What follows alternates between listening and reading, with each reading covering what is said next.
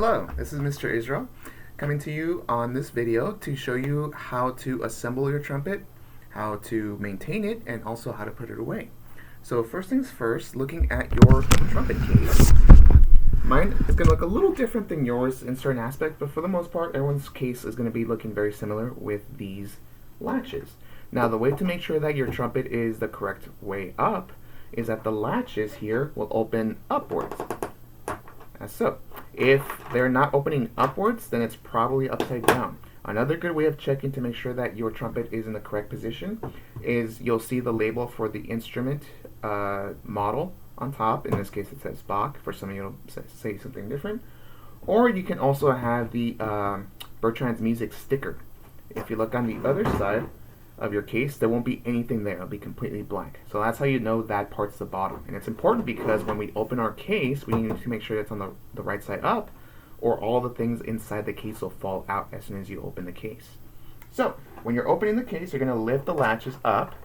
Some of you may be lucky enough to have a case with a zipper instead of the latches, in which case it's even easier to open. You just unzip the zipper all the way around. But in most cases, everyone's going to have this type of latch. So you just lift, and then this little part's going to come off. Make sure you take all of them off. You'll usually have around 2, maybe 3 of them. Then you're going to lift the case. And make sure that we're doing this on a flat surface or on the floor. I'm doing this on a chair right now just to make it a little bit easier to see on camera. But you want to make sure that it's either on a large flat surface like a table or on the floor. It might be a little bit easier. So when you open your case, you're going to see 2 parts to the trumpet. The first is the trumpet itself, which is pretty much already put together for you, and the mouthpiece. So the first part you're going to take out is the trumpet itself, and then the mouthpiece. Now, for the mouthpiece, it's going to be going on this portion here, which is called the lead pipe. When you're putting it in, you don't have to jam the mouthpiece in and give it a huge twist or anything. It's very, very light in terms of how you put it all together, and it'll hold. So for example, you're just going to let the mouthpiece just fall on there, just like gravity do all the work, and then a slight twist. Very, very small, very light twist, and that's enough to make sure that the mouthpiece is not going to fall off. It doesn't take much to make sure that it's sealed. And then once you're removing it, just go the opposite direction, and you take it off.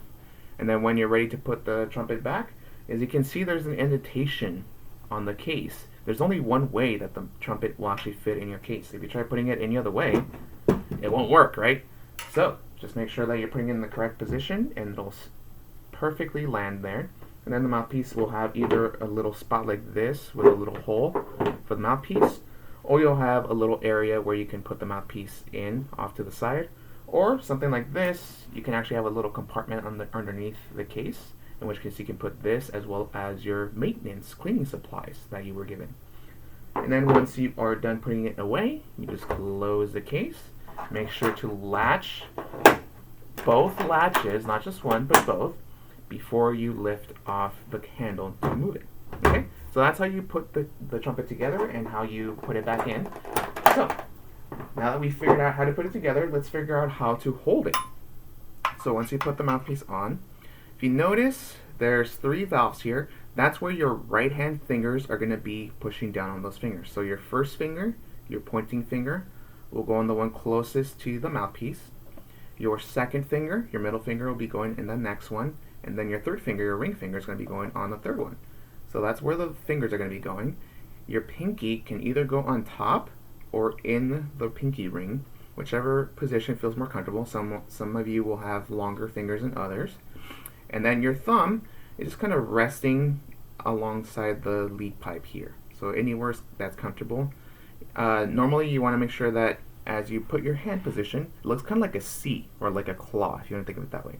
Don't play flat finger like that, because if you do that, you're going to end up actually over time bending the valve a little bit to the side, and it's going to make it really hard to push down. So you always want to play with the curved fingertips like that, because you're pushing the valve directly down.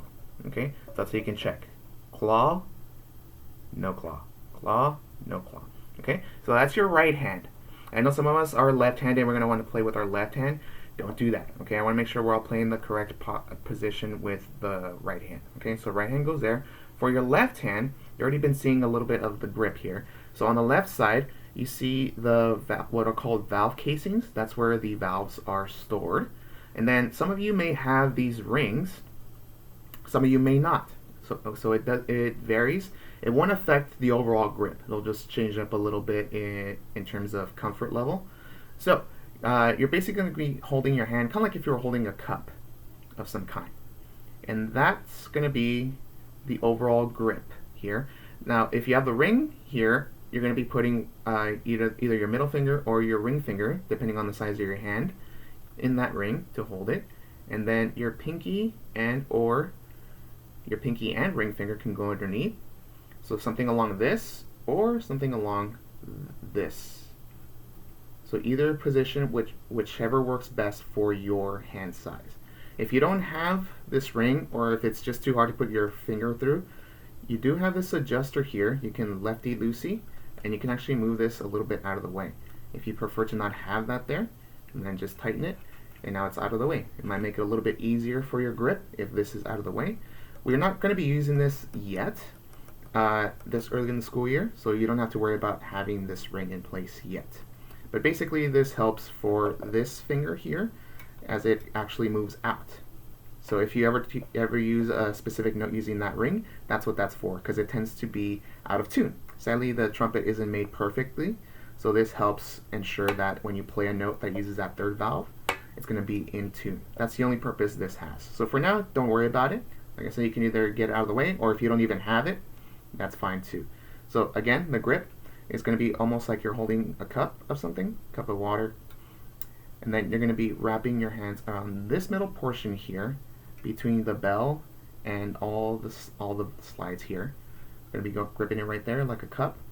And then, like I said, you can either have the grip position where your pinky's by itself down here and then the three fingers there, or something along this if your hand feels big enough and comfortable enough to do that. But for the most part, I think mostly you'll be kind of in this position. Okay, and then on the other side, your thumb is just kind of wrapping around it. Notice if you have a good solid grip, you can just hold the trumpet one-handed, and it should be fairly comfortable with your grip. And then once you put your right hand on top, ta-da, you have your trumpet position. When it comes to playing position, just to make sure that we're not playing towards the ground like that, you want to hold the trumpet up a little bit higher, either in a slight angle, you can kind of see how it's not 100% straight, or nice and straight all the way up. Okay, make sure not too high and definitely not too low. In terms of when we position our mouthpiece, it's going to be right in between both lips. Make sure we're not too high and we're not too low, because otherwise nothing will happen, right? And we'll discuss how to create a sound in our next video. So that's how we hold the trumpet. The next thing I want to review is maintenance. How do we keep this instrument clean and in proper working condition? You should have been given a cleaning kit with a bunch of different things, including your valve oil, your tuning slide grease, your cleaning brush, and your cleaning snake. Now, when it comes to the mouthpiece and the trumpet itself, over time, regardless of how often we play, a lot of the stuff that we have in our mouths kind of gets stuck there over time. That's why we usually ask you not to eat before we play, but for the most part, some of us eat our supper when we have our band classes right before we play. And that's why we ask you guys to rinse out your mouths. Even so, some of the stuff can still stay stuck inside the trumpet over time. So that's why you were given a cleaning brush and a cleaning snake. What you can use the brush for is to clean the mouthpiece in particular. So you can take the shorter end and you can use that to kind of clean the inside. If you see like there's kind of buildup inside the mouthpiece. You can also use this for the smaller pieces, and a lot of these pieces in the trumpet are removable. So for example, this piece here where we have what's called the water key. So if you ever feel like your trumpet sounds underwater, or if after playing a while you just double check, if you open this up, a lot of the condensation built up inside the trumpet will leak out. It's partly spit, but for the most part it's condensation. Kind of like when it's really cold and you fog up a window and you see that little mist. It's that type of condensation that's built up in here. So, for example, this piece, if you pull on it, it comes out, right? And then on the inside, it's a little hard to see, right? So that's what the cleaning snake is for. As you can see, if you stretch it out, it's super long, and you can run the cleaning snake through these pipes here and make sure that it's super clean. And you are free to use warm water mixed in with a little bit of soap to help clean that.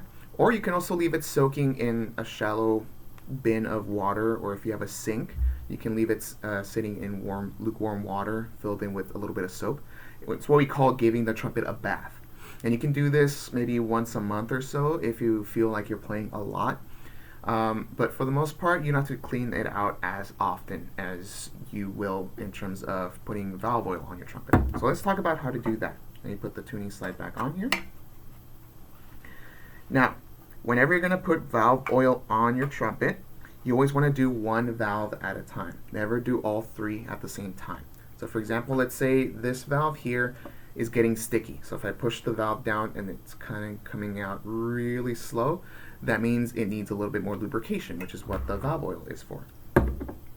So if you notice, there's this little ring on each one of the valves here that has kind of little grooves on it. That's the piece that's going to be spinning. I know this part is a little bit movable and the top part is movable. I can take this top piece off. Just make sure we don't do that, okay? Because these are small pieces, so they can come off. You always want to aim for the bottom one, and you're going to be going lefty-loosey.